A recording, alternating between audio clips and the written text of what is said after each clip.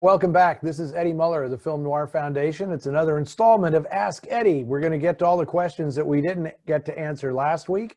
And as always, joining me is Director of Communications from the Film Noir Foundation, Ann Hockens. I'm sure her cat Charlotte will make a guest appearance at some point in this little Zoom chat. But Ann, I assume you're still good because not much has changed since I last saw you. I'm still good. Yeah, Thank okay, you. Great. I'm hoping maybe a different cat might come out. Okay. Let's roll. One of these days I'm going to get my cat to she doesn't really like to come upstairs but I feel like obligated to have Tizzy make an appearance. That was also, I'll have you know, that was the name of Marie Windsor's dog, was Tizzy. Aw. And I met Tizzy several times, and so I named my cat Tizzy in honor of Marie's dog. I did not know that, and that's a great story. I try. Okay, so let's go. Okay, so this is from our friend Gordon Kitt, who puts on the Dr. Saul and Dorothy Kitt Film Noir Festival at Columbia University.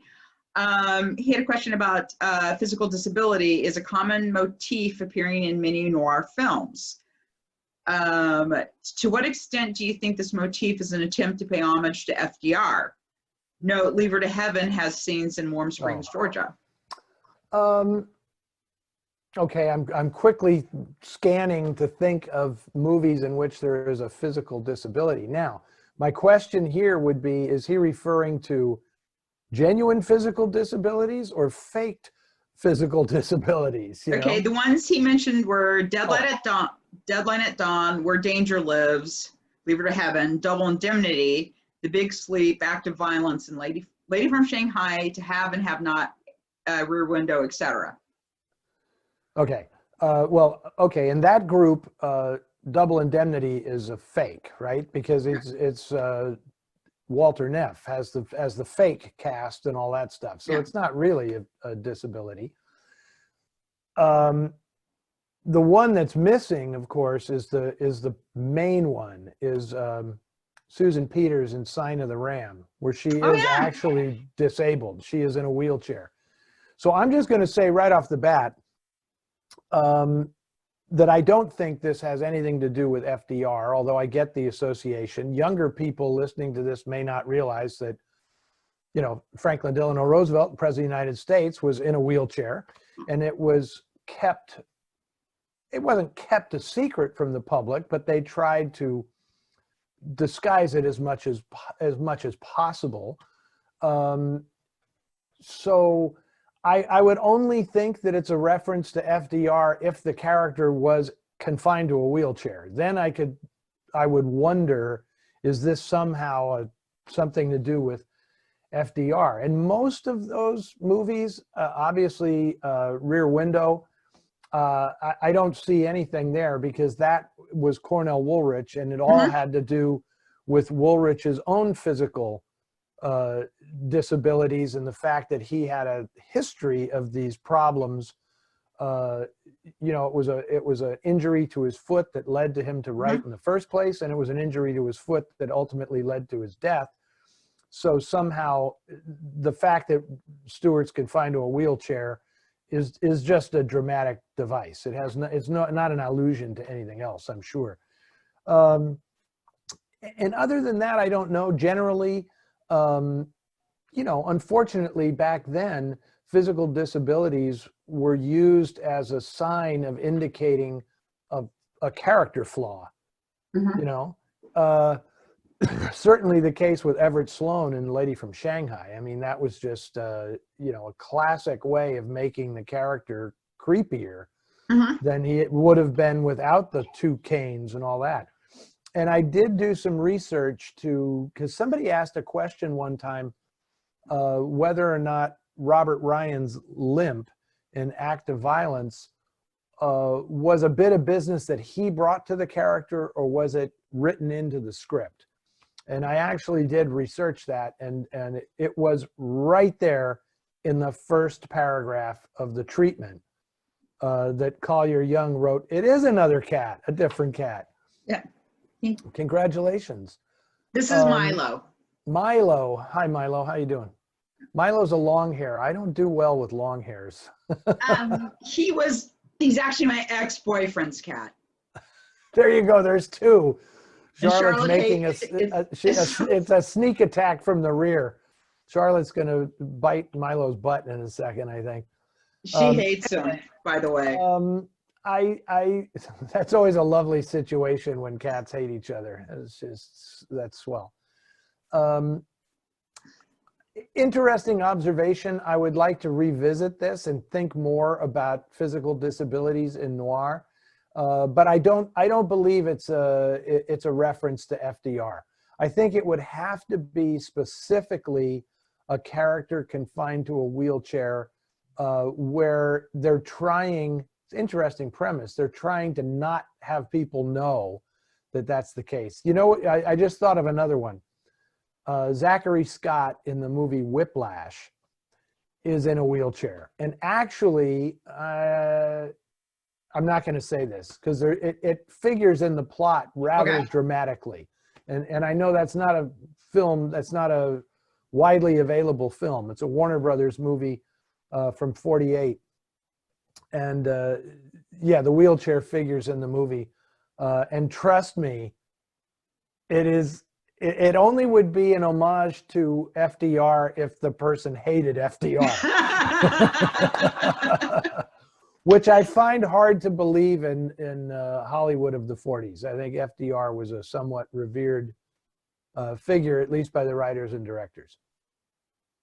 All right, and this is another one from Gordon. Cities with scenes often reminiscent of Edward Hopper paintings constitute the backdrop for most noir films. However, some films take place in deserts or have significant scenes in deserts or other isolated locations. Can you opine about the importance of the backdrop for creating their noir style? Can I opine? That's what I do for a living, Gordon. I opine. I am going to direct Gordon to Imogen Sarah Smith's book, In Lonely Places, which is specifically about that, about noir that is outside the city. Yes, I think obviously that can be the case. I think that it was the stories of entrapment and claustrophobia and the difficulty of living with so many other human beings that sort of inspired many of these stories. But then I think it was a natural progression for the writers to take those stories out into the wide open spaces. And you certainly, you know, a film like The Hitchhiker, or Border Incident, or, you know, there are numerous examples. I mean, even, you know, I consider Leave Her to Heaven to be a noir. And, you know, it's the most beautiful noir there is. And the whole point of it, in terms of the locations in New Mexico and up in Maine and the whole thing, but the whole point of it is that this woman's diseased character, not even the glory of nature and the beauty of all this stuff can dispel the evil inside this woman. So, and I guess he was referring to Leave Her to Heaven when he talked about Daryl Hickman being a partially disabled character in that film. But anyway, that's the previous question. But I leave it to Imogen, because she wrote a whole book on this subject, which I highly recommend, In Lonely Places by Imogen Sarah Smith.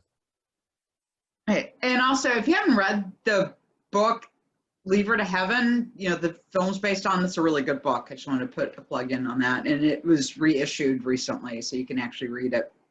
Good book. That's great. That's great. It's exciting, you know, that the noir, one thing I really love about the noir, I'm going to call it the Renaissance, that so many people are into this now, and with the show on TCM and all this, it's really gratifying that so many of the source novels have come back into print, due entirely to the fact that the movies remain popular. You know, some of this stuff never went out, like Hammett never goes out of print. Right. James M. Cain never goes out of print, but a lot of this stuff does, and it's great when it comes back. I just wrote the foreword for a new edition of Woolrich's The Bride Wore Black. Yeah. It'll be coming out pretty soon, and it's all due to the continued interest in the movies. And as you know, people who watch Noir Alley know I never fail to credit the writers, either the screenwriters or the writers of the original source novels. So kudos to you, Anne, for mentioning Ben Ames Williams's novel, Leave Her to Heaven, which I have not read. So on your recommendation, I will get that new edition. And it's also been nice that a lot of women crime writers who has things that were the basis of noir stories have also gotten republished and sort of rediscovered, like Charlotte Armstrong, who was incredibly successful when she was alive and who had been kind of almost forgotten. Like her stuff's come back into print, and a couple other women. So that's been very exciting too. Well, you know, my theory about that, Anne, is that at the time, women were not that displaced from the industry. You know, there were a lot of women writers in Hollywood and a lot of women writing crime fiction and all kinds of fiction. But what happened was, I believe in the 60s and 70s, that most of the critical writing about that time in those films was by men. Yeah. And the men tended to ignore or obscure the contributions of women. You know, that's why when everybody talks about who are the great crime fiction writers, it's like Hammett, Chandler, Kane, you know, Jim Thompson. And if you do not put Patricia Highsmith on that list, it's absurd. You're a fraud if you don't include Patricia Highsmith, because she's just as good as any of them. Yeah. And more prolific than most. I mean, yeah. I am a devotee of Dashiell Hammett, but for God's sakes, he wrote 5 novels. Yeah. Right? I mean, Patricia Highsmith wrote dozens and dozens of novels, you know? Yeah. So, or Dorothy B. Hughes, same. Yeah, same one of my thing. favorite writers. You know, and it has really been, as you pointed out, an important correction that these women are now being recognized, because, and this is a relatively new thing, because when I started writing crime fiction and I'd go to these conventions, and everybody thought that the women wrote what are called cozies. Yeah. Which are like fun, comfortable, you know, it's Agatha Christie and Dorothy Sayers and all this, you know, where it's just, you know, curl up with a pot of tea and you know, read a mystery, you know. And that's not what you get from Dorothy Hughes and Patricia Highsmith, you know, or Charlotte Armstrong, or, you know. Yeah, but I would also point out that I do not understand this reputation Agatha Christie has for being cozy. I mean, her stories are really, really dark. People are really, really telling. And she wrote about sociopaths way before anybody else did. Yeah. I mean, those stories are dark. And now there's like these horrible British television adaptations right now where they want to, well, we want to make it darker. And it's like, the stories are, you don't need to do that. And they always add shit that's terrible, and it makes me crazy. Because she's already dark. And that's a totally, well, you know, Anne, I can address this subject all day long. I should do a seminar on it or something. Yeah. Because after a while, people's views of writers are formed not by the writer's work, but by the people who read the books, right? So Agatha Christie got tagged because her book, let's face it, man, when I was writing crime fiction, I was told point blank that 4 out of 5 mystery readers are women. Yeah. Right? And there's no reason to disclaim that, because it is true. But they assumed that these women didn't want to read dark material or noir or any of that stuff. Yeah. And I just don't believe that. I know too many of these women who do this, who write this stuff now for a living, to say, oh, you know, they just want to write these comfy little things where the point of the book is to solve everything in the end and restore order. And it's like, are you kidding me? Just not true. Anyway, we should move on, but clearly this is a subject that I feel strongly about. And also just, I want to put in a plug, and you can get a back issue. We had one of our North City magazines was about women in noir. And Joan Harrison was on the cover, and we did an article on Patricia Highsmith in there as well, and a lot of other really great women in the noir genre, and you can buy that back issue. So if you go to filmnoirfoundation.com and you go to the North City magazine page, there's a link that will take you to that. But that women in noir issue is really good. They can't go to filmnoirfoundation.com. They have to go to filmnoirfoundation.org. Did I say .com? Sorry, .org. We're a nonprofit. We're a .org. We're a .org. Sorry. So my apologies. But anyway. But that is absolutely true. And I want to just say, while we're on this subject, that issue was long overdue. But if people are subscribers to the magazine, I trust they have noticed that there has been a very concerted effort in the past 2 or 3 years to balance the gender scales in terms of contributors to the magazine. So it's not exclusively a male perspective that's being fostered. We have just as many female contributors now as we have male contributors. And I for one, think that is vitally important. This is not some trendy, correct thing. It stems directly from 20 years of my doing this and seeing who the audience is, right? When you go to a Noir City Film Festival, that is a complete gender split. It is 50% women and it is 50% men. And so why aren't the people, that split should be indicated in the voices speaking about the subject. You know, which and I'd also like to say these are excellent writers too. These are not like, it's not like Token or something. These are very, very good writers. But better, in some cases, better writers than me. I was not going to say that. I would never say that. But in Imogen, who we mentioned earlier, is one of the regular contributors to the magazine. She is fantastic. Yeah. And I'm sad because I didn't get to see her this past year at the Silent Film Festival, because I see her like twice a year at the Silent Film Festival and at Noir City. Well, Imogen will be doing a couple of intros for the Noir City online festival. I'm trying to get Imogen to play a bigger role in the Film Noir Foundation, you know, because I don't want, you know, we published a lot of her stuff in the, you know, early on, and then she's become like the darling of Criterion. Yeah, she has. You know, you know, to say I was a little bit miffed by that. I mean, I love the fact that she's getting the recognition that she deserves. But I did kind of want to pound my fist and say, you know, she's mine. Darn it, I discovered her. You know, she's in our stable. But, I can't do that. That would be wrong. It would be. And she's an independent, like Barbara Stanwyck was an independent actress. She is entitled to getting everything that is coming to her. Absolutely. If Scarlet, this is from Jim, if Scarlet Street is a film noir, is La Chine, if Human Desire is a film noir, what is La Bête Humaine? I've seen all 4 movies.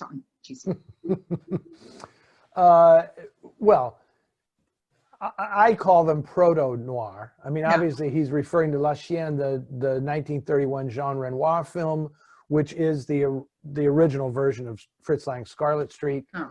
And La Bête Humaine with Jean Gabin is the Human Desire, remade as Lang's Human Desire. Because they don't fit comfortably in what we think of as the film noir movement, but they precede it, and they don't necessarily look like noir. They're rarely referred to as noir, but I have no problem calling them proto-noir. And they're not, neither story is written by someone who has a You know, Emile Zola was Yeah. Le Bête Humaine.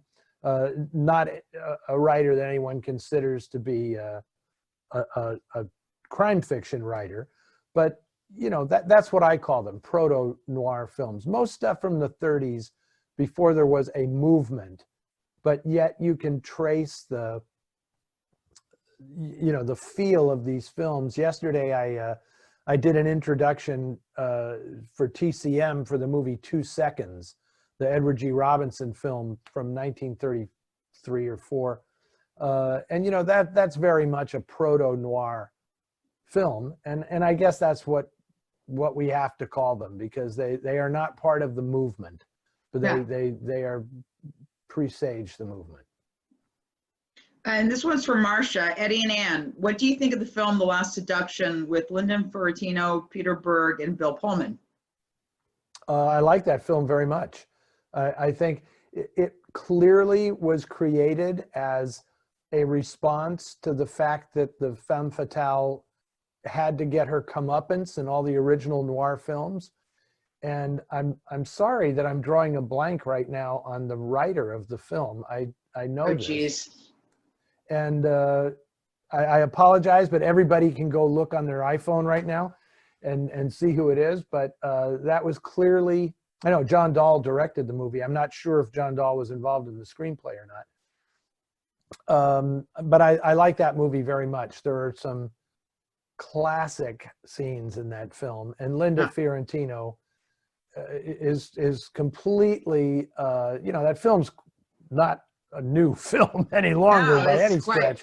Yeah. But 30 years from now, when they write the continuum of the femme fatale character, she will loom prominently in whatever that was, 80 something. Was that a movie from the 80s or No, early it was, 90s? I Was Married, so it was from the 90s. Okay, from the 90s. But she will stand as perhaps the great femme fatale character of the 90s, of American movies in the 90s, from that movie. And I like Peter Berg. I love Bill Pullman, of course, but I like Peter Berg playing kind of the sap in that movie. He's good, and I like the fact that he you know, went on to be a very accomplished director.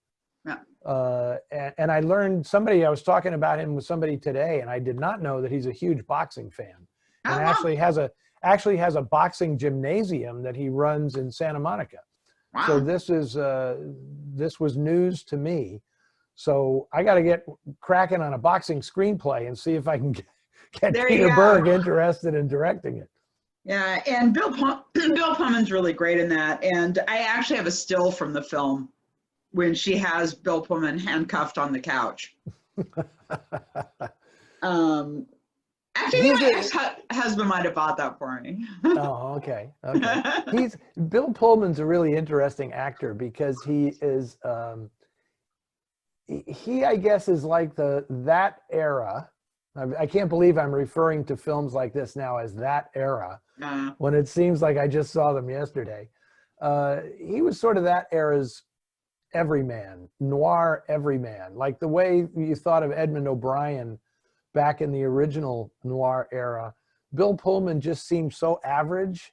Yeah. But yet he was so great when he got cast in these really, really dark movies. You know, the Lynch stuff, especially. You know. Yeah. Lost Highway. I mean, he's amazing in that film. Yeah.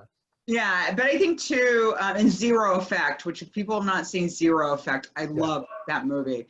But that was kind of my problem with the Lynch film, though, was when they do the change and they changed the other actor, because I just felt like his performance was, frankly, just nowhere near Bill Pullman's, and it just Balthazar Getty.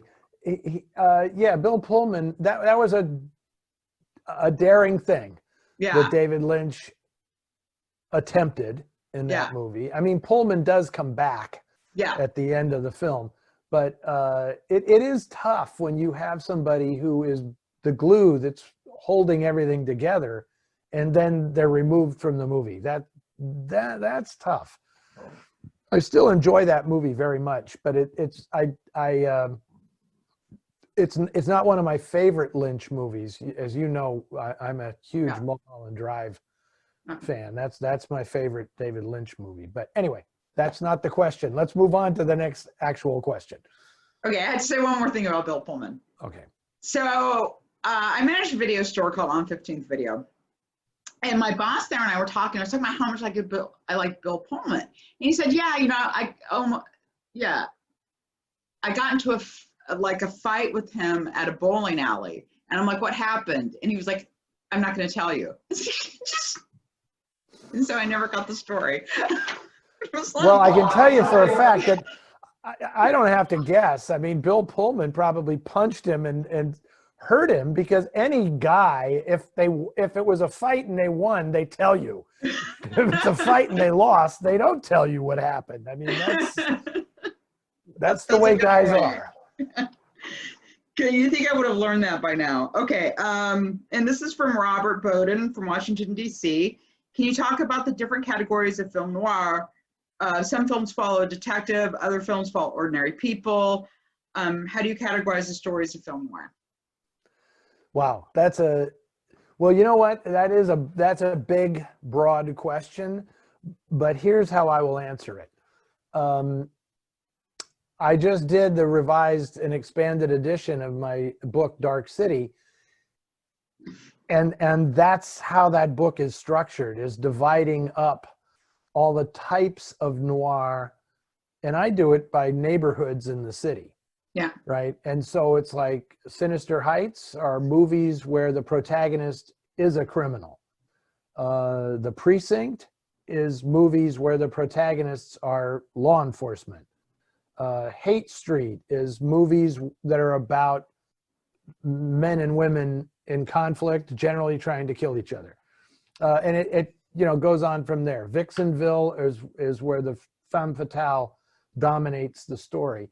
And, and in this edition, I've included the City Desk, which is newspaper noir, the Big House, which obviously is prison noir. And I know a lot of people wonder, prison movies are kind of their own thing, but there are certainly some that you can characterize as noir. I just want to interject there.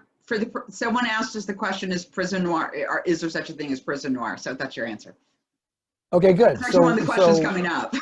Oh, okay, good. So my answer is yes, it is. And I get into the whole history of prison movies, and then specifically the noir ones like Brute Force and Caged. And, in the mid-50s, there were all kinds of prison movies that suddenly became a huge thing in the mid-50s, like Riot in Cell Block 11 and Betrayed Women and Big House USA and Crash Out and all this stuff.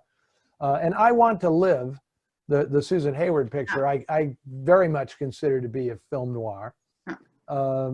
So anyway, that's how I look at it.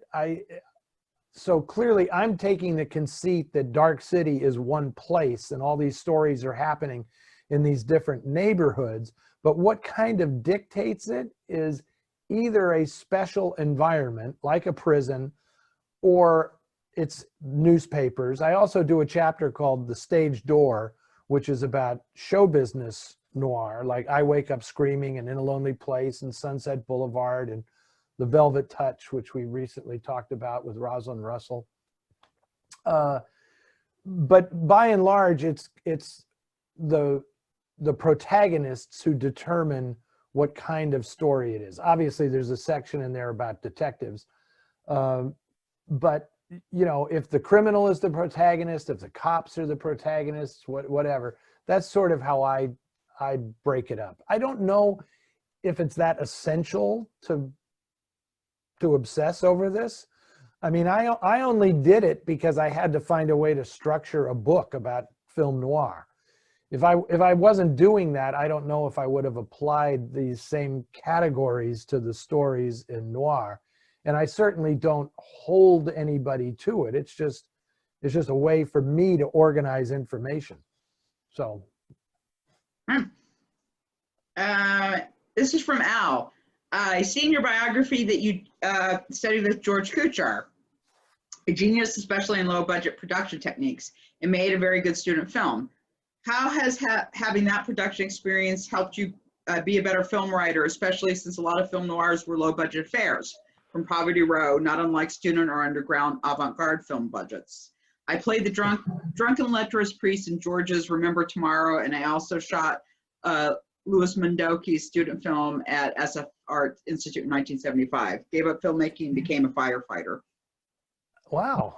Yeah. Good for you, Al. That's pretty good. Saving lives the immediate way. Yeah. I still think that art saves lives, but Al is saving them in a more immediate way. That's good. Yes. And that's a great question. That might be my favorite question yet, not just because I get to mention George. And yeah, George Kuchar was a legendary, quote unquote, underground filmmaker from New York. George and his brother Mike, the Kuchar brothers, they were, oh man, I should write a short memoir piece about George, who I knew much better than Mike, although I do know Mike as well. And you may not know this, Anne, but the woman who is always first in line at Noir City, you know who I'm talking about, Linda Martinez, who later in life, she was the original girl in the Goldfish Bowl at Bimbo's 365 Club in San Francisco. Wow. So Linda has a long history of, shall I say, taking her clothes off in public venues. And she was the first, she has been to every Noir City Film Festival and every screening at every Noir City Film Festival and has always been the first person in line. And we always pull the pass. The first pass every year is for her. Yeah. And she later starred in a bunch of George's movies at the San Francisco Art Institute, which I thought was a pretty amazing connection. But yes, I have to say that my experience making films, working on films, having a practical background in this stuff has completely colored my approach to writing about film. Because I am not a film theorist. I don't ever talk about film theory. I talk about the practical aspects of making films, and my obsession with talking about the writers and the directors and always exploring who did what and how the credit should properly be divided up on a movie is based entirely on my understanding of movies don't get made by one person. That's all there is to it.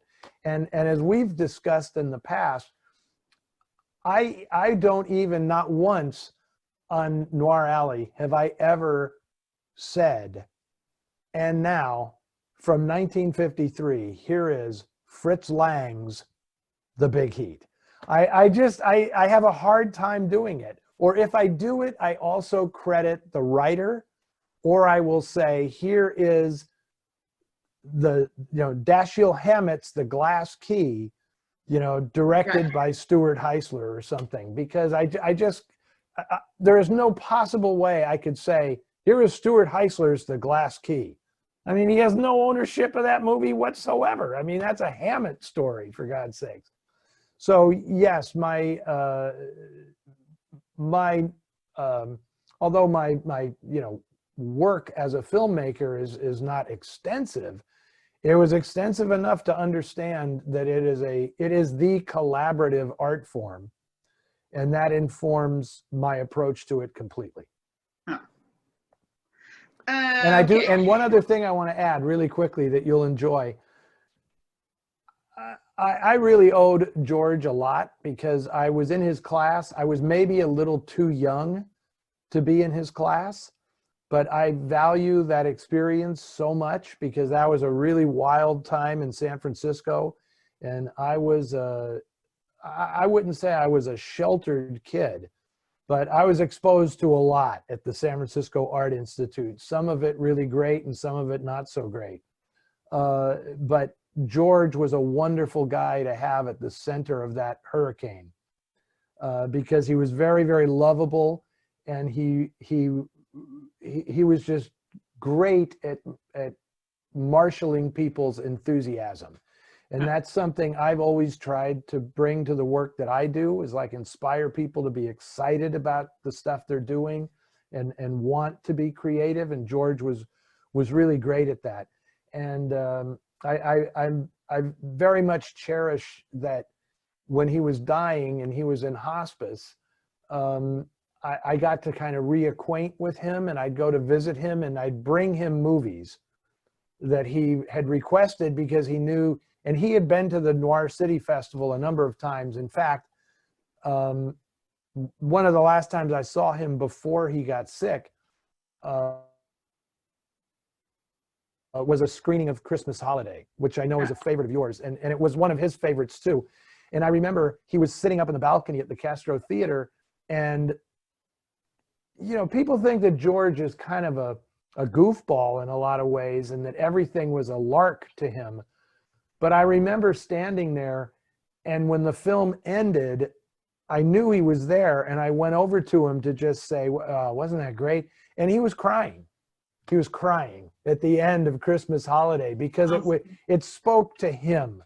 You know, it was the kind of movie that he totally loved, like a real big arch Hollywood melodrama. And you know, the ending of that film with her gazing up at the sky and the clouds passing over the moon and everything. And George was just there, you know, from the light of the screen, I could see these tears on his face, and it was very moving. And that's my favorite recollection of George. So when I think about him, it's not when I visited him in hospice. It's that moment at the Castro Theater when he like reached out and took my hand and said, "Thank you so much for showing this." That was really beautiful. That's a beautiful story, Eddie. It really is. George was a part of my life. He was a part of my life. So we have some Raymond Chandler questions. Okay. John Sweet from Silver Spring asks, well, okay, let me go through the first one first. Basically, and I don't know who sent this, I'm sorry. Was Raymond Chandler really as terrible of an SOB as Image?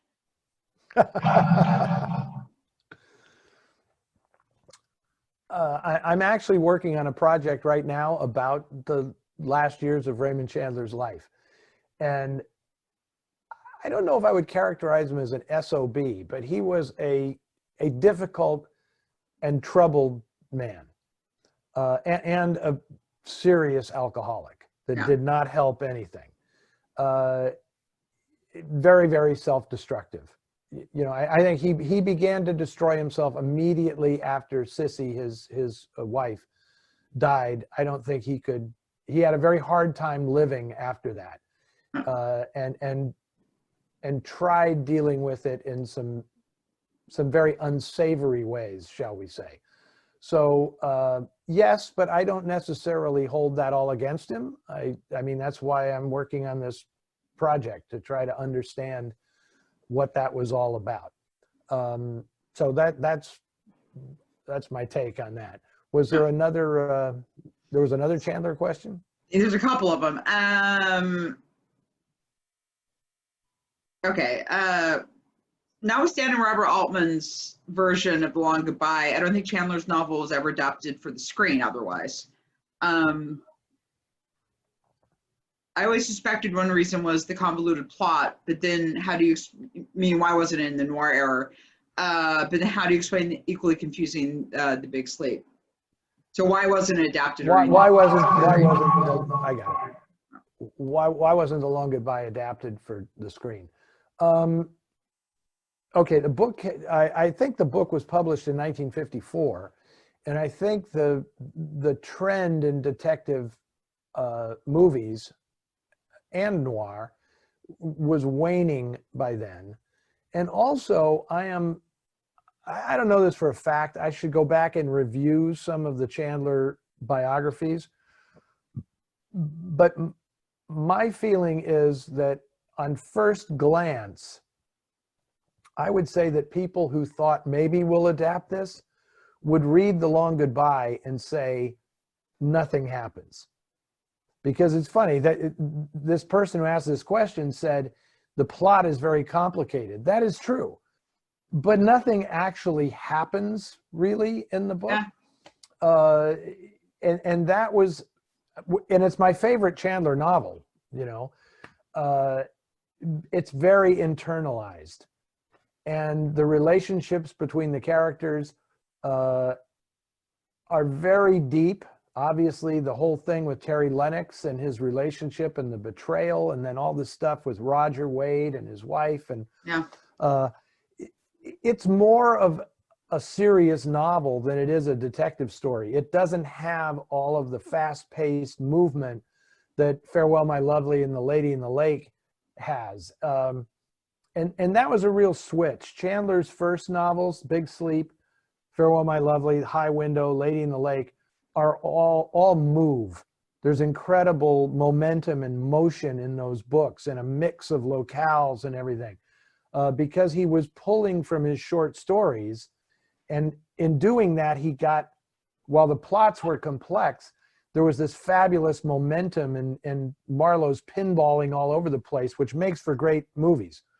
The Little Sister and The Long Goodbye that he wrote after that, he was a different writer. Yeah. He was trying to write literary fiction less than crime fiction.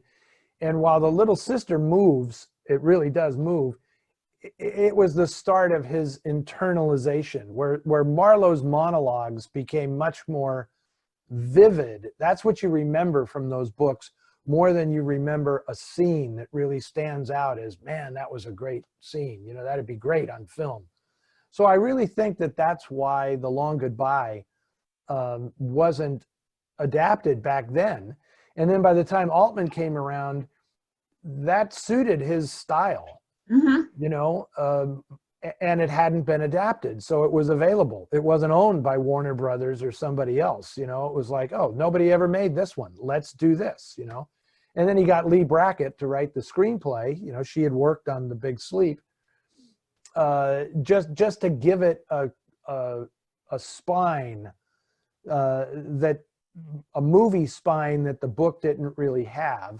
And then he did his Altman thing on top of it. You know, I hated that movie when it came out, but I have really grown to like the film a lot more over the years, because I realize it's not Chandler, it's a riff on Chandler, right? Yeah. So anybody who says, oh, that's the worst Marlowe movie, it's like, well, it's not really a Marlowe movie, it's a commentary on Marlowe and the whole idea of the, you know, heroic detective.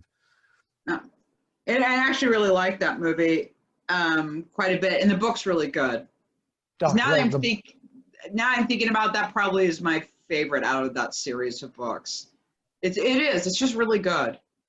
The writing just carries you along. It's to me, it's by far his best written book, and I'm glad he wrote it, because it was a painful book for him to finish and to get that done, you know. And I don't know if you've ever read Playback, his last novel, which is just a rewritten screenplay. It was a thing he couldn't sell as a screenplay, and then he turned it into a novel, and that was like an epic of him trying to get that done, which is actually kind of what this project I'm working on is about. It's sort of about Raymond Chandler trying to finish Playback, and all of the things that intrude in a writer's life to keep them from accomplishing their last hurrah. I can't call Playback a hurrah. I mean, it's not bad, but it is nothing near the accomplishment of The Long Goodbye. And this one is from Eric in Houston, Texas. Huge thanks to both of you for everything you do.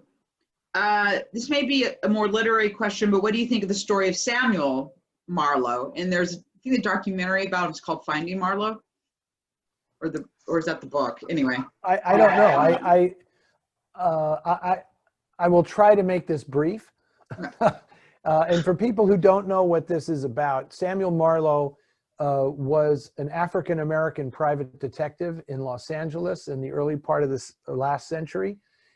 And there is a theory that he corresponded with both Dashiell Hammett and Raymond Chandler, and that their characters, Sam Spade and Philip Marlowe, were actually named that because of Samuel Marlowe, Private Eye, in Los Angeles. And I honestly don't know what I think about it, because it's a great story. Is it true? I'm not 100% sure. And all I will say about this is why I do what I do, which is preserve things and never throw anything out. If I could turn this camera around and you could see all the boxes of stuff that are in this office, and the fact that we work with the UCLA archive that never throws out a piece of film that it collects, because the family of Samuel Marlowe lost all that correspondence. Yeah. So, you know, I can't, I find it hard to believe they would just make this all up. Yeah. But when Samuel Marlowe died, no one protected the correspondence in his estate, and the estate company just threw it all away. And so there is no written evidence to prove any of this stuff. I mean, we know he existed, but is it just a coincidence that his name was Samuel Marlowe, or was there a real connection to Hammett and Chandler? If I can leave you with one thing, it's like, this is why you save stuff. If you think it's important, it probably is important, and you should protect it. Put it in a safety deposit box or something, you know? Because I feel sorry for Samuel Marlowe's, you know, grandchildren and great-grandchildren. If they had just saved those letters, man, it would have meant everything. Yeah. So. This one's from Richard Foster. As a lawyer, I cringe at the courtroom scenes in film noir. Most of the courtroom scenes are unrealistic and sometimes ridiculous. For example, the courtroom scenes in The Lady from Shanghai and The Postman Always Rings Twice are some of the worst. I admit that these courtroom scenes are entertaining, but I wish there were some noir movies with halfway realistic courtroom scenes. Are there any noir movies that are supposed to have realistic courtroom scenes? I kind of hate courtroom dramas. I really don't like courtroom dramas. I like Witness for the Prosecution. That's a very entertaining. It's very entertaining. That's Agatha Christie. That's Agatha Christie. You're right. Adapted by Billy Wilder. I mean, how fantastic is that? And Dietrich. And Lawton and, you know, Tyrone Power. I mean, everything's Elsa going Lanchester. on in that movie. Yeah, fantastic. You know, I guess the answer to that is the one that is supposed to be the most realistic is Anatomy of a Murder. Yeah. If you want to consider that a noir, I mean, it really is like the best courtroom drama, because it's extremely well done. Yeah. And the fact that it was written by an actual lawyer and a judge certainly gives it a verisimilitude, to use a $10 word, that a lot of those courtroom dramas didn't have. So, I mean, I would have to say that that's the best one that you could argue is a film noir as well. Although I would call it a courtroom drama before I would call it a film noir. It has great score too. It's a fantastic score. It's a great movie, but yeah, I don't really think of it that much of a film noir. Only because it's Preminger, and Preminger made so many great noir films. It's like it's kind of like Fritz Lang. Sometimes he gets honorary noirs on his resume just because he's a noir director. And there's stuff that, like, that's not really a film noir. I don't know why anybody considers it such. You know, we've had this discussion before, like Class by Night. You know, is Class by Night really a film noir? Yeah. And if you really want to hear that extended conversation about Class by Night, that's in our September Ask Addie, and we really got majorly off the point. And this is from Frank. Who is the artist of the beautiful large abstract painting in the climactic scene in the luxury apartment near the end of Budapest Noir? Oh. You know the director. I do, Ava Gardos. I do know the director, so I do know the answer to this question. That's a Kandinsky. That is a Kandinsky painting. And there's a, oh my God, there's another famous paint, the Bellows painting in the nightclub of the boxing ring. That, you know, that's a very famous painting that she also uses a reproduction of. And I know, just insider stuff here, Ava Gardos is partners with my friend Philippe Garnier, who, and I've published a couple of Philippe's books, you know, Scoundrels and Spitballers and the David Goodis biography. So I see Philippe and Ava whenever I go to Los Angeles. And Ava actually has the Bellows painting on the wall of the living room in their house in LA. Not the Kandinsky reproduction, the Bellows reproduction. Obviously you can't have the real thing. But that was from the movie. So she kept it and had it sent back to the States and has that up in the house. I thought that was pretty cool.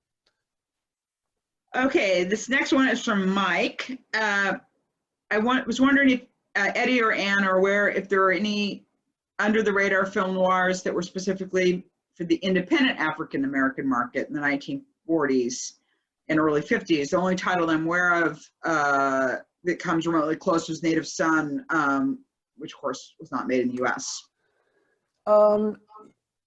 You know, I saw this question when it came through, and I wish I had more time to research and answer, because I appreciate this question, Mike, very much. I don't actually know. I'm sure there are, and I really want to investigate this. And it's something that I'm going to do with Jacqueline Stewart, my colleague and co-host on TCM, who is actually going to co-present Native Son with me on TCM in February as part of Black History Month. We're going to show, Native Son is going to make its TCM debut on Noir Alley in Black History Month. And Jackie will actually co-host that episode with me. I don't know. I know what Mike is referring to, like that were films made specifically for an African-American audience, as opposed to something like Odds Against Tomorrow, which was for a general audience, but was produced by Harry Belafonte. So I'm bookmarking that for further research, because I can sense an article for the Noir City magazine in that subject, and I would love to know. And it's just something I admit I am ignorant of, and I want to educate myself, and I look forward to being able to know the answer. Is it me, or has anyone else noticed that when there was a character named Johnny in the noir, no one can address him without starting or ending a sentence with his name?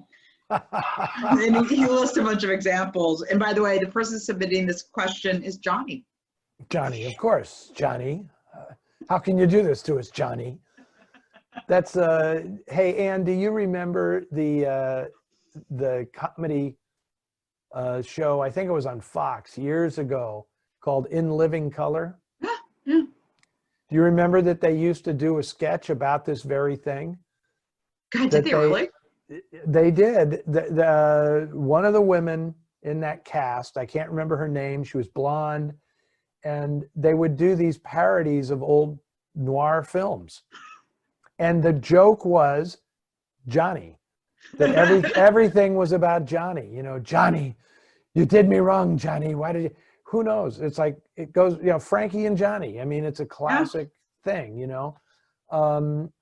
It was, I don't know, but there's also all the noir films that are named Johnny, you know, Johnny O'Clock, Johnny Stool Pigeon, Johnny Reno, Johnny One Eye, Johnny Cool. You know, I know I'm forgetting a bunch. I wish I knew the answer, except that it sounds really cool, you know. What was the one that Keanu Reeves made years later? Johnny Mnemonic. Johnny Mnemonic, yeah. And Johnny Handsome, Walter Hill's film, Johnny Handsome. That's a great film. Yeah, I love that movie. I love Walter Hill. Walter Hill. We did a story, Danilo Castro did a story about Walter Hill, either in the last issue of the Noir City magazine or the one that's coming up. But yes, a very underrated director, a guy who would have been, if you ask me who's a guy who made films in this era that would have fit perfectly in old Hollywood, Walter Hill is like the Raoul Walsh of our generation, you know. Really great director. Yeah, he really was. My ex-husband got me really into him, along with John Ford and John Carpenter. Okay, so he did something right. He may be your ex-husband, but he did a couple of things right there. Oh, the film stuff for sure. Yeah, I met him at a video store that I was working at. This is from Tom Stillman. Why do most noir movies have characters named Johnny and Nick? Well, I can't answer that, but I will merely answer that by saying one of the most ironic things that I know of in noir is that Richard Conte must have played guys named Nick in like 5 movies, and that actually is his name. Oh my God, it's really his real name is Nicholas, yeah. But he changed it to Richard Conte, and then he played Nick in all of these movies, right? Yeah, well, I think they use Nick a lot to sort of denote someone who was, you know, Mediterranean descent. Like they're always Italians or Greeks, you know what I mean? And I think it was Nick is identifying the character as. Yeah. And plus, Johnny and Nick are like guy names. Yeah. You know, and it immediately defines them as like blue collar guys. Yes. You know, Clifton Webb is not playing Johnny in a movie, right? So naming your characters is a very, very important thing. Because it immediately defines them, right? I mean, that's it. So. But I would point out that my brother Nick is a lawyer in New York City, so they're not all tough guys. Okay, well, I mean, he could be like a criminal defense attorney or something. He's not. Okay.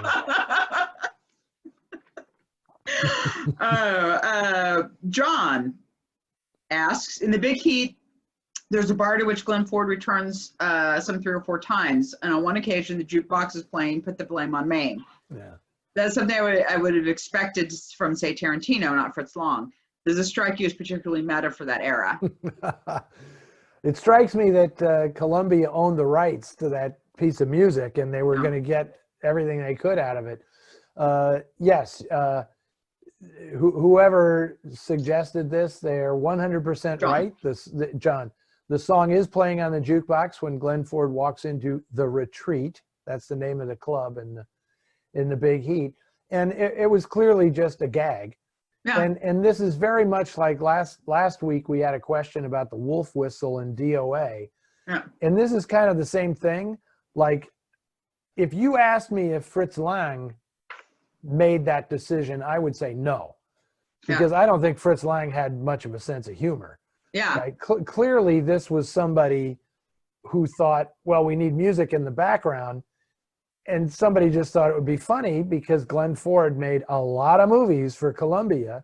Yeah. That let's play "Put the Blame on Maine" because it was probably the most famous number in his most famous movie at Columbia. Yeah. So let's just do that as a gag. I think there's a lot more of this stuff hiding in these movies than people realize. Yeah.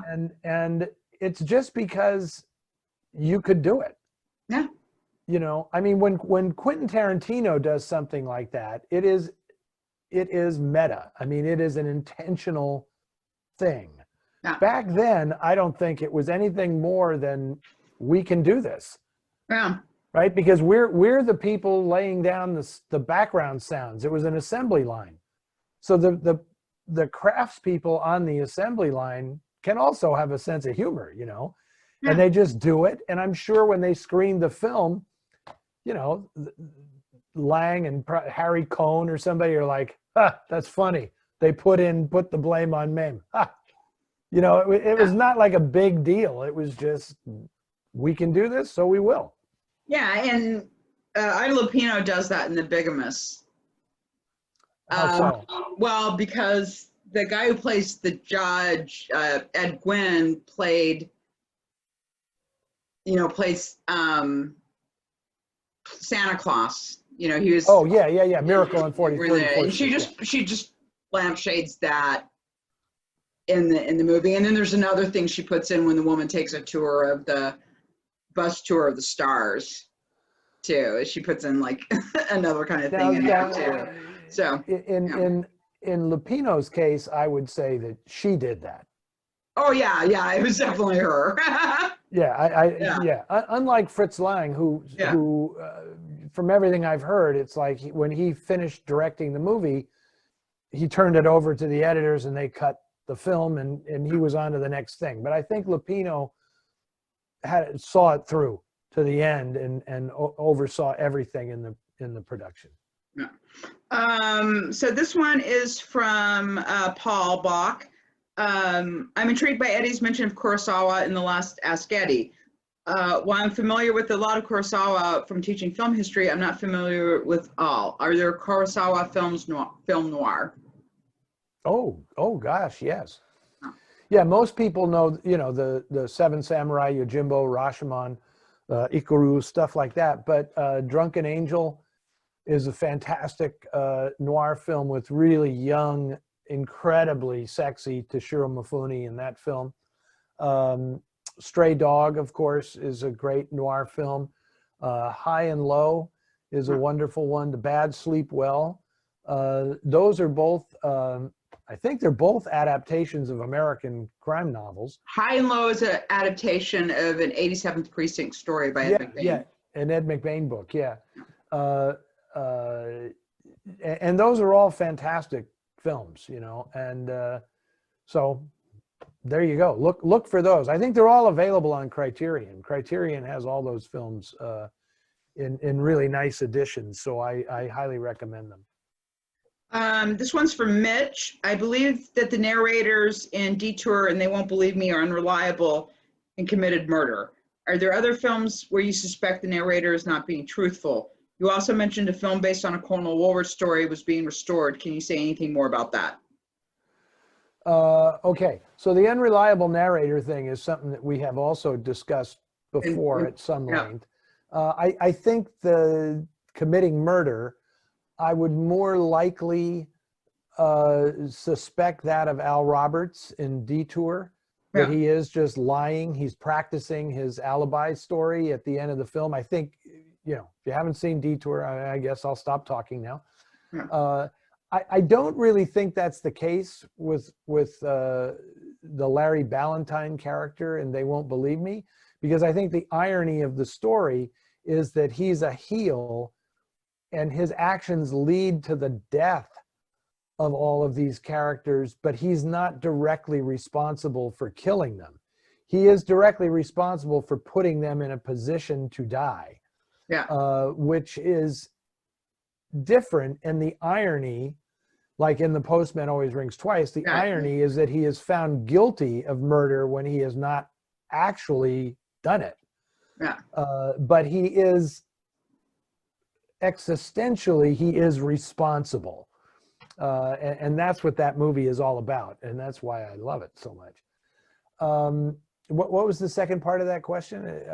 You had mentioned a Woolworth story that was being I think he must be referring to The Guilty, which is a film that the foundation has restored, and I'm hoping will be getting out as a digital publication in 2021.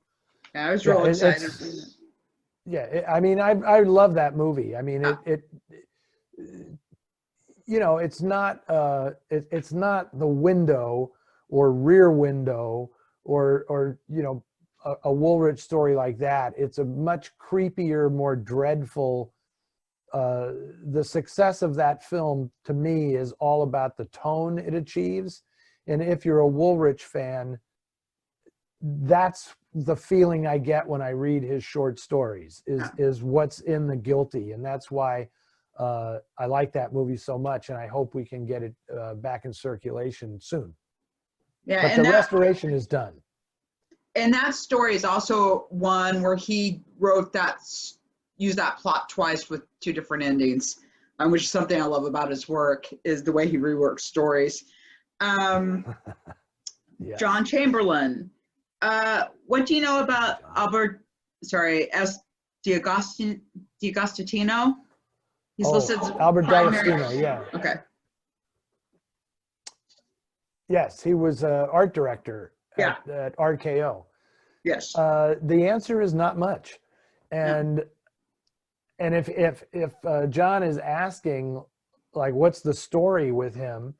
I don't really know, but he is definitely a subject for further research, as are a lot of the art directors at studios. I mean, there are some famous ones: Anton Grot, Hans Dreyer, Van Nest Paulglass. These are all very significant. I mean, obviously, William Cameron Menzies is the greatest of them all. But some of these other ones, like Albert D'Agostino, they're just, I don't know that much about him. And you'd have to be able to get into the RKO files to really learn something. Sadly, I don't think there's much there. It would have to be oral history passed down by people who worked with them, and there aren't that many of those people left anymore. Yeah. And I wish that, some of the directors who were interviewed. See, this is the thing. I don't want to sidetrack into this too deeply, but this is one of the problems about people who have written film histories always relying on the directors to tell the stories, because the directors take credit for everything. Yeah. Right. So, a guy like Albert D'Agostino may have had a huge influence on RKO noir, but if you interview the directors, they're not going to tell you that. Yeah. Right.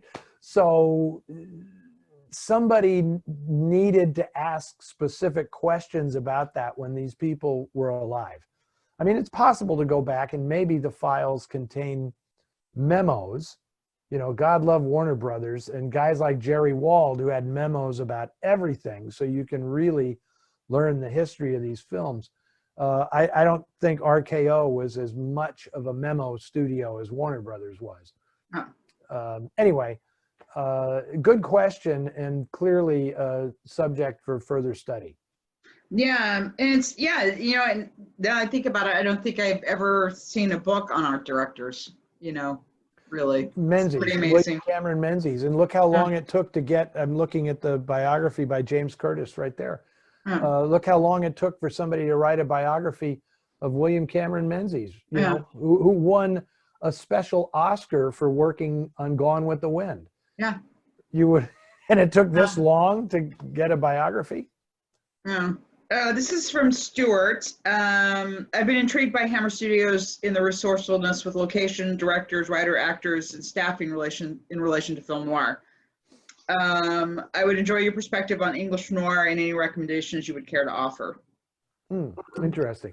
Yeah, some of those Hammer movies are really good. Hey, English noir is a vast subject. It's really hard to, discuss it intelligently in the minute or so I'm going to do it right here. But obviously, Carol Reed is a major figure. I would recommend stuff like The October Man, obviously Brighton Rock, Fallen Idol, Third Man. Robert Hamer is an interesting director. If you haven't seen It Always Rains on Sunday, not entirely a film noir, but a precursor to kitchen sink movies of the 50s and early 60s it's a movie I really love. There's a movie called The Noose from the late 40s that's a really good noir film with Carol Landis. There's a lot of examples of British noir where American actors went over there and made films. Like we recently showed The Long Haul with Victor Mature and Diana Dors. That's a really good film by Ken Hughes. So in the 50s, a lot of those Ken Hughes movies were noir, Curse of the Red Monkey and stuff like that. All those Basil Dearden movies are sensational. And Criterion put out a box set a few years ago of Basil Dearden movies that are just great. Victim with Dirk Bogarde is fantastic. The League of Gentlemen, a great British heist movie. Sapphire is a great movie. There's a bunch of those films that, so if you look up Basil Dearden movies, those are really fantastic. So Robert Hamer and Carol Reed and Basil Dearden. I'm sure I'm leaving out some people. You know, I really like that Diana Dors movie, Yield to the Night, that J. Lee Thompson directed. That's a pretty cool movie. I like Diana Dors. She gets short shrift as an actress, but she's pretty good on screen. I really enjoy her. Yeah. Anyway, there's a lot more. I mean, and then there's all that later stuff, the stuff that Joseph Losey did when he was in England, some of that early stuff, the Stanley Baker stuff like Hell Drivers and Criminal, and yeah, there's a lot there, and it's definitely worth checking out. This is from Michael Keene. Where do you get your ties? Sorry, I'm in mufti tonight. All over. I mean, it's become a thing. And he's referring specifically to the Noir Alley thing, I know. I'm just going to give most of the credit, lion's share of the credit, to two people. Number one, Holly Haddesty, who is the wardrobe person at Turner Classic Movies. Holly was very enthusiastic. I knew her before I was full-time at TCM. And she was very excited about having me on board because I like to dress up, as you know, from my appearances at Noir City and everything. And so Holly was very enthusiastic about that. And I'm just going to say that if anyone has noticed that Ben dresses much better now, Ben Mankiewicz dresses much better now on air that I'm on the network. He upped his game. He had to up his game. And Holly was responsible for that because she said, "Oh, Eddie, it's going to be great because then, you know, you'll wear suits and ties and everything, and then Ben will have to go, you know, keep pace, let's say." You know, Ben has his own style, which is great, but clearly that happened. Tell me I'm a liar, Ben. Go on, because you know it's true. And the other person is my buddy Brian Light, who has collected, who is just a brilliant collector of so many things. Yes. But the ties, I was blown away when I realized how, because from the day I met Brian, I was always impressed with his fabulous sartorial splendor. He's the most well-dressed guy I know. But I had no idea until like a year or two into our friendship that he had like thousands of ties, vintage ties in his collection. And, you know, he has so many that he can, you know, throw some my way. You know, it's like, I see you don't really have any good green ties. Here are some green ties for you, you know. So Brian, who does a fabulous thing now on social media where he's showing his poster collection. Yeah, and we repost those to our Facebook page. Yeah, it's really great because he does these lovely talks about his posters, and he puts a lot of effort into it. And he also has a fabulous collection of 78s. Mm-hmm. You know, he's an expert on rockabilly music and jazz and all this stuff, and he's now sharing all of this stuff on social media. So if people are into any of that and they're on Facebook, they should definitely check out, or Instagram, they should check out Brian's post. Brian Light, like light, you know. Yeah, and yeah, really great because he was very excited when he found out that I was like really into Western swing, and he's made me a lot of, well, I still call them CDs, but I've got a huge amount of music that he gave me. Brian is a tremendous resource for so many things. I mean, he's just a great guy, and he'd be my pal even if he wasn't a great resource for all this stuff. Brian also, to backtrack to an earlier question, Brian also turned me on to a couple of very obscure British films that I would recommend. One is called Strong Room, which is a fantastic heist film where the premise is that these guys rob a suburban bank on Friday at closing, and they lock the manager and his secretary in the vault so they can't report the heist, right? Yeah. But they don't realize that the bank won't reopen until Monday, and then the gang starts fighting amongst themselves because they're going to suffocate. Yeah. These two people are going to suffocate, and they say, we're bank robbers, we're not murderers. Yeah. So they have this moral quandary over, do we break back into the bank to save these people after we've already robbed the bank? And it's a really tremendous, short, little tight B film in which, as they're suffocating, the bank manager reveals his unrequited love for his secretary. Oh God. In the vault, and it's very British. It's done in a very, very British style. And but the name of the film again? It's called Strong Room.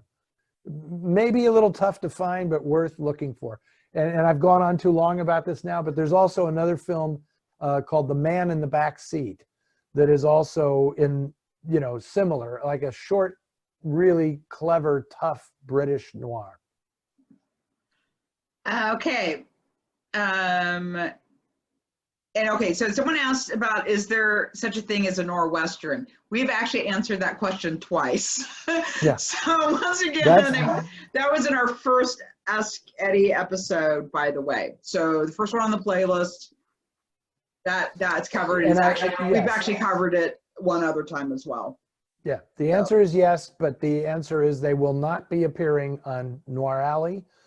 And I do not know if they will be appearing in a Noir City festival, but the answer is yes. And okay, as a neo-noir classic, which upends most tropes of the genre, what is your opinion on Chinatown? Is it the greatest noir film ever made, or a different animal altogether? And I would also like to point out, we had an extensive conversation about Chinatown. I think it was like last month's episode, and we pretty much ruined the whole ending. So yeah, I know.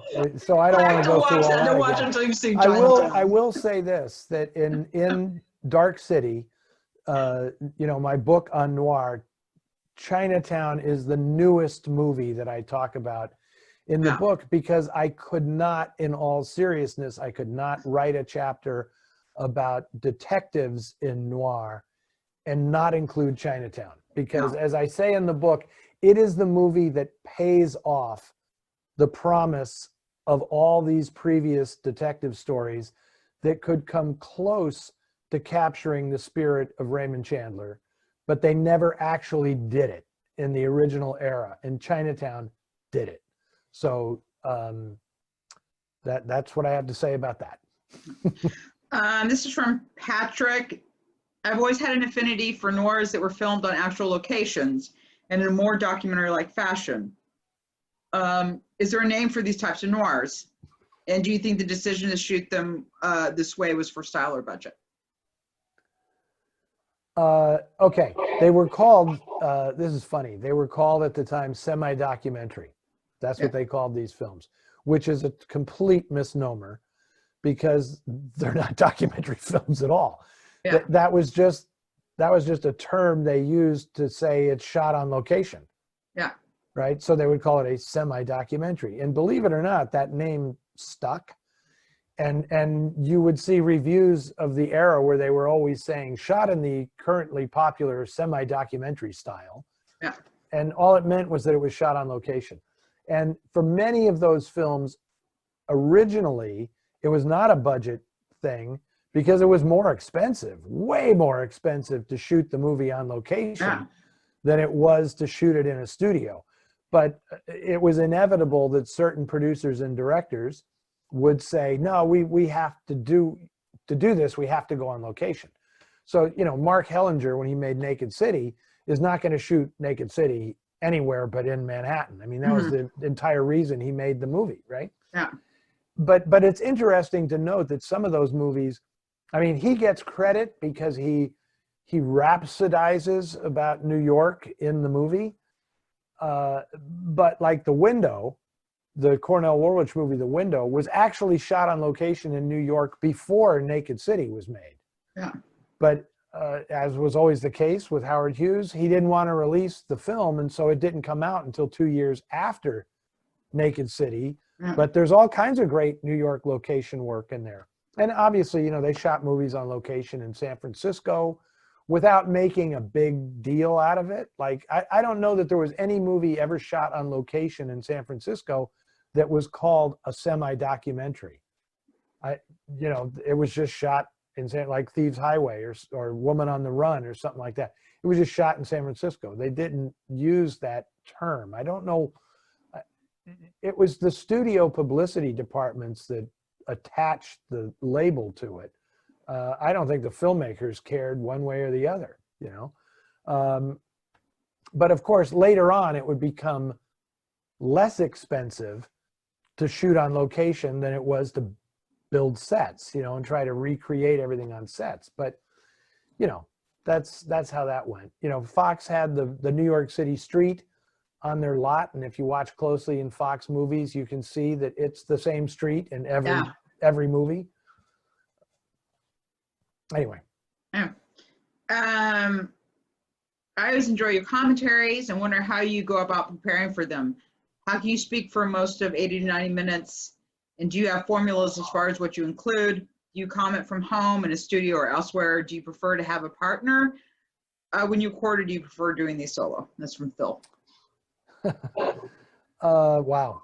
There's a lot to parse out there. Doing commentaries for me is really, really hard. It takes a lot of preparation. I have to watch the movie several times and break it all down scene by scene. You watch the movie with time code on it, so you're actually timing the length of every scene. And you know, I write my script in time code, so I know exactly how long I have to say certain points. I save long stories for big stretches where there's no dialogue or not much going on, so that you can get the whole story out without something else popping up to take attention away. So they're very, very time consuming. And I'm just going to say flat out, I don't really do them anymore. I have one coming out from Alias Nick Beale, which is going to be released. I guess you can get it in this country, but it is being produced by an Australian company that asked me to do the commentary. I love the movie so much, I did the commentary. It was the hottest day of the year, and because it was done during the pandemic, I had to do it right here where I am now, and it was about 112 degrees because I don't have air conditioning in the upstairs part of my house where my office is, and I suffered through that commentary. I hope it doesn't show up in the finished product, but that was tough. And honestly, nobody who does these gets paid enough, because it is really a lot of work. I mean, I know there are people who go into a studio and they just watch the movie and just talk, you know, and say whatever the hell they want to say. But I've always prepared my commentaries in minute detail. Even though it sounds very casual when I'm saying it, it's all scripted out and it's all done to time code. So I don't really do them anymore because it's diminishing returns. The amount of time it takes to prepare a commentary and then execute it is more than, honestly, than I can be paid. Yeah. it's that simple, right? So I appreciate the comment very, very much. And I'm very glad that I've done about 30 of them, I think. Yeah. I don't think I'm going to be doing more. You can let somebody else do it. You can move on. Yeah, exactly. Go. Make space for someone else. My question, ironically, is from the movie with the Film Noir Foundation slogan. It's A Bitter Little World, by the way. Hollow Triumph / The Scar. I own an original one sheet of Hollow Triumph, 1948, and lobby card from The Scar, also 1948. What is the story behind this? Which was released first? Which title is considered more valuable? Interesting. Okay, it's Hollow Triumph is the original title, based on the novel Hollow Triumph by Murray Forbes, I think, is the author. So that was the original. It was an independently produced film. And those are the movies that more often than not you will see retitled, because they make a distribution deal for the film. At the moment, I'm forgetting who released the original Hollow Triumph. I want to say it was United Artists, but I'm not really certain of that. And then what happens is the distribution deal is for a finite amount of time, because if you're an independent producer, you want to put it out there, get some play from it, and then a couple of years later get the rights to it back so you can reissue it, which is exactly what they did. And very often when they reissued a film, they gave it a different title so that people would think they hadn't seen it. So this leads to situations where people would go to see The Scar and they would say, I've seen this movie before. You know, I get this all the time. I see things posted on the Facebook page for Noir Alley where people are saying, oh, I'm so looking forward to the movie this week. And then I refer back and it says, I've already seen this. Damn, I've already seen this. I forgot. I already saw this movie. And it's like, it's funny to me that people, because, you know, I remember everything. Yeah. You know, and to not remember if you've seen a movie or not is weird to me, but I understand it's very common. So it's funny that producers back then would change the title and expect people to, oh, there's this movie about a guy who is a gambler who's hiding out and he impersonates this psychiatrist and then has this relationship with the guy's secretary. And, you know, because they look like twins. And it's like, you don't know that you've seen that before? That's a really, well, it's a very specific story. I mean, that is the plot of the movie. It's a really specific story. A gambler masquerades as a psychiatrist, you know, to avoid, you know, the people he owes money to. It's like, okay, that's a movie that I would know if I've seen it before. And it was also released a third time. I think it was called The Man Who Murdered Himself.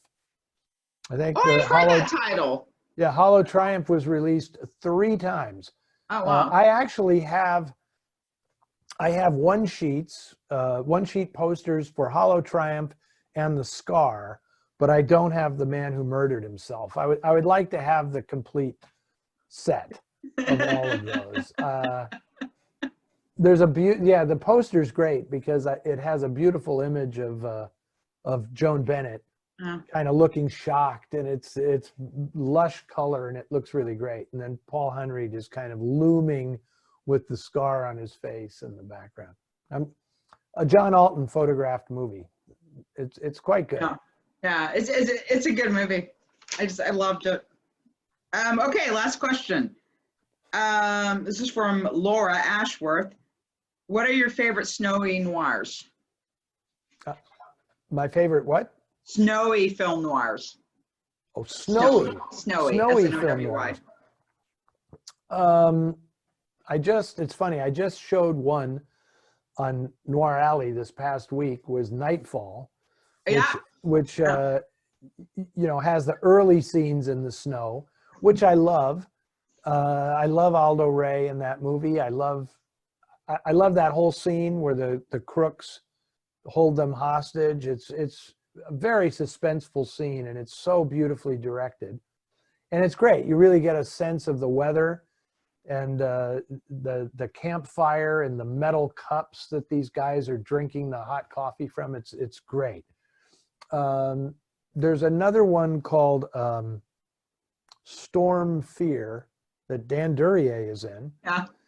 And not a great movie, but it is set almost entirely in a, you know, snowbound cabin. Yeah. But my favorite snow movie is, this goes back to the question about is there such a thing as Western noir, is Day of the Outlaw. Is my Andre de Toth's Day of the Outlaw.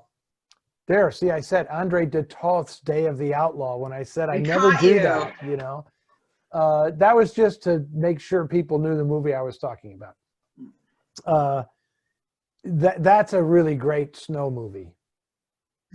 I love that film with Robert Ryan and Burl Ives and Tina Louise, and fantastic film, and makes really, really good use of its snowy locations. I'm pretty sure that Quentin Tarantino is a big fan of that movie because The Hateful Eight has many similarities to Day of the Outlaw in terms of the central location and the snowy environment and everything. It's great. So, and there's what's the movie I'm thinking of? It's a newer film with Guy Pearce that is that I thought was pretty good. I think J.K. Simmons is in it, and Guy Pearce is the star, and it's set almost entirely in the snow. It was like a very neo-noir film from maybe 6 or 7 years ago. I'm drawing a blank on the title. It has snow or winter in the title. It'd be easy enough to find if people look on IMDb, if they look up Guy Pearce's credits. That movie was so memorable, I can't remember the title. Yeah, but I recall it being pretty good. Okay. And also Sam Raimi's A Simple Plan. A Simple Plan. Excellent. Yeah. Excellent. Yeah. I like that movie very much. It's a beautifully written script. Incredible. And really, really well acted. And, you know, Sam Raimi is a terrific director, you know. He makes some goofy movies. I'm a huge fan of Evil Dead 2. Yeah. I love Evil Dead 2. But some of the movies are a little goofy for me, but when that one is sensational. Yeah, it's heartbreaking too. It's an incredible film. Yeah, absolutely. If you haven't seen it, folks, go rent it. It's Bill Paxton. Bill Paxton. Bill Paxton. He's Billy Bob Thornton, Bridget Fonda. That's a really good film. Okay, so that was a good one. Thanks for that one, Ann. Yeah. So I think we're done. I think we went way over on this one, but that was the final question. So now we can look forward to all the ones for the next time around. For December. Yeah, I see people are already submitting. We're already getting questions. You know? Yeah, so it's good. I'm glad we're able to do this. And so this is gonna. Never mind. I'm not. You know when this is gonna air. We'll figure it out. So I just want to thank everybody for watching. And I really appreciate, it's fun, isn't it? I mean, I really appreciate hearing how much people enjoy these conversations. And because I went to my post office box today, and it was lovely to get postcards from people, and they all said really enjoying the Ask Eddie segments, you know? And so I enjoy the fact that people take the time to write this out when clearly they're internet savvy because they're watching us on the internet. Yeah. But they're taking the time to send a postcard to say they appreciate what we're doing. That means a lot. It's greatly appreciated. Yeah, it's wonderful. And also, I just also want to thank everybody for we get really great questions. I mean, this has been a really, you know, when we first started doing this, that was kind of, first I was worried, what if we don't get enough questions? And it was okay, you know, and it was like, but what if next month nobody writes in, or what if the questions aren't good? And it's just been, you know, really a constant stream of questions and really like good thought-provoking questions. And I really appreciate that because the questions have been really good. I really appreciate it. Absolutely. Absolutely. And I really appreciate you know, some of those were terrific. The thing about George Kuchar was great. That meant a lot to me to have that question included. So it's great. I look forward to doing it again. Me too. So we will see you all in December. and thank you for staying on. This was a long one. This was a long one, but I wanted to make sure that everybody's questions got answered. So for those who have stuck it out, thanks very much. Thank you very much. See you next month. See you next month. Bye. Bye.